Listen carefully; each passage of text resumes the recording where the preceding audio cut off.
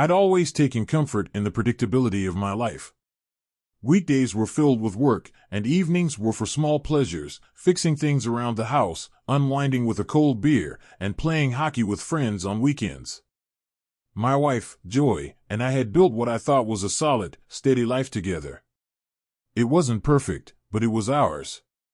Looking back, there were signs I should have noticed sooner, like moments of distance that crept in, almost unnoticed. At first, the changes in her were so subtle that I brushed them off. She missed my calls more often and gave quick excuses for late nights. But I put it down to work stress or the typical ups and downs every marriage goes through. Still, over time, these little moments grew. Joy's work trips became more frequent, and while I wanted to believe her, each trip seemed to put a little more space between us. One winter night, that space became a chasm. Joy was supposed to be away on a business trip to Houston for the weekend, and I'd settled into a familiar routine when she was out of town. I'd stocked up on snacks and set up a marathon of my favorite war movies, the ones she never liked. Halfway through Band of Brothers, I heard my phone ring. Seeing unknown on the caller ID, I grumbled, thinking it was probably Paul calling to talk about the game. But when I answered, a woman's voice, calm but tense, asked, "Is this Mr. Rigby?" Confused, I replied, "Yes, who's calling?" She introduced herself as Detective Phillips from Vale and told me that Joy had been in a serious accident and was currently in the hospital at Eagle Valley. My mind blanked for a moment, trying to make sense of her words. "That's impossible," I said, gripping the phone tightly.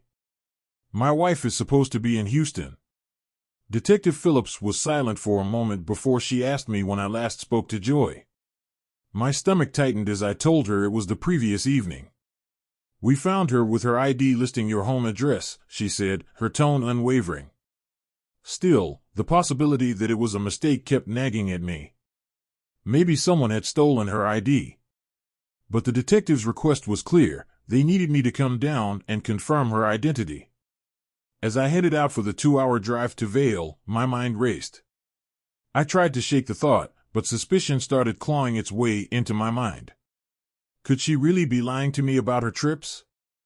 The drive to Vale was long and filled with a whirlwind of thoughts that wouldn't let up.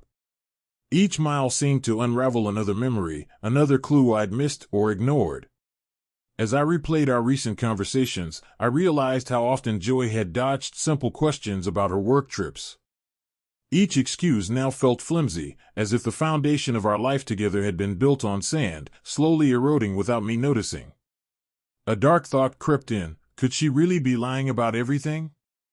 I told myself it couldn't be true, but the seed was planted, and I couldn't shake it. Memories of my own family's turmoil crept in, and my stomach twisted. I thought of my dad, once a great detective himself, who'd been shattered by my mother's betrayal.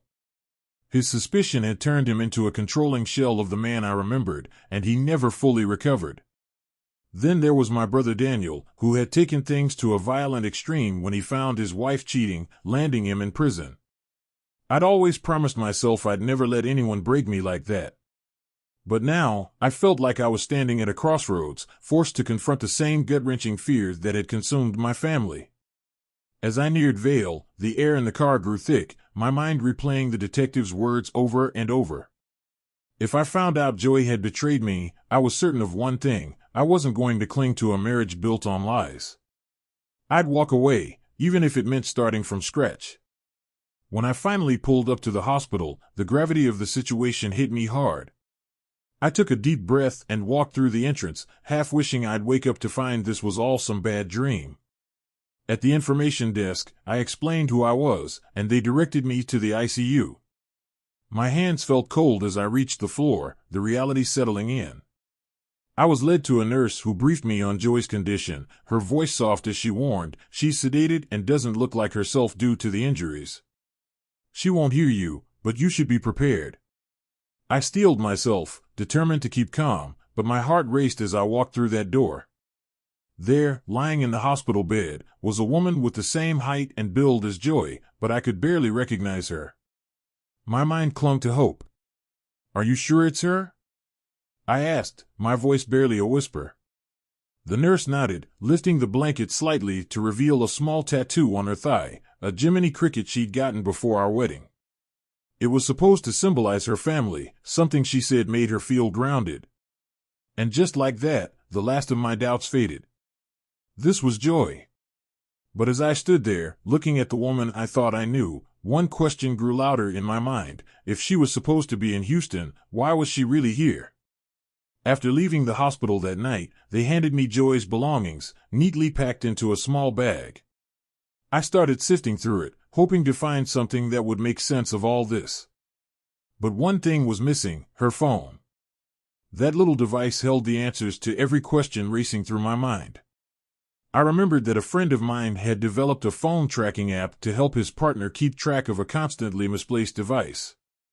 Joy had lost her phone a few times before, so I'd installed the app on hers, too. I opened the app, entered her number, and saw a blinking show up just 4 miles away, at a ski lodge further up the mountain. With dread tightening in my chest, I followed the GPS directions, winding my way up toward the lodge. Her location led me to an upscale resort, filled with luxury cars lining the lot. I parked and headed toward the lodge, feeling a strange mix of anger and numbness. Whatever was waiting behind that door was about to blow my life wide open. When I reached her room, I hesitated, listening for any sound inside, but all was quiet. I tried the hidden keycard Joy kept tucked inside her travel boots, a habit she picked up after losing her hotel key once. I swiped the card, and the door clicked open, revealing a dimly lit room. Inside, everything was a little too perfect. Her suitcase was packed neatly on the bed, her phone charging on the nightstand, and her laptop on the desk. The bed was made, but the covers were slightly rumpled, like someone had slept there but tried to cover their tracks. I checked the bathroom and noticed damp spots on the sink. The soap was still in the shower, and though the towels were stacked, they were damp at the bottom. Someone had been here, and they tried to leave the room looking untouched, but they hadn't done a great job. Back by the bed, I picked up Joy's phone. There were no messages, no recent calls. Everything was wiped clean. She'd always been organized, but this felt too calculated. My mind raced as I realized that this wasn't just a misunderstanding. Joy had gone to lengths to hide something from me. I sat at the small desk, turning on her laptop. As it powered up, I noticed her browser history and emails were completely cleared. She'd never been one to delete anything. A sick feeling grew in my stomach as I understood what this meant. Whatever was going on, she had planned to cover her tracks. And now, standing in this staged room, I knew there was no simple explanation waiting for me back at the hospital. The next morning, I was done waiting for the truth to come to me. I needed answers, so I went to Joy's office, hoping someone there could shed light on her so-called work trip to Houston. Her boss, Bernie, greeted me with his usual cheer. After some small talk, I cut to the chase. "Bernie, can you tell me why Joy would leave the Houston conference and end up in Vail?" Bernie gave me a confused look. "Houston?" She wasn't in Houston for a meeting. He paused, looking uncomfortable. That conference was for the new hires, not for a manager like Joy. I felt my stomach drop. So, this trip to Houston was a lie. I dug deeper, asking about her other trips to Indianapolis, supposedly for training. His answer was blunt: those are short meetings, maybe 2 or 3 days at most. I can't imagine why she'd need 2 full weeks for those. My suspicions hardened into something undeniable. Joy had been lying to me for a long time, taking extended trips with a story carefully crafted to keep me in the dark. Leaving Bernie's office, I could barely see straight, anger and betrayal bubbling over as I walked back to my car. A call from Detective Phillips snapped me back to the present. She told me they'd found records tying Joy to someone named Cal Davis, a colleague I remembered her mentioning once or twice. According to Phillips, Cal had rented a room at the same resort in Vail, and they planned to bring him in for questioning. She asked if I wanted to be there, and I agreed without hesitation. Later that day, I sat outside the interrogation room, just out of view.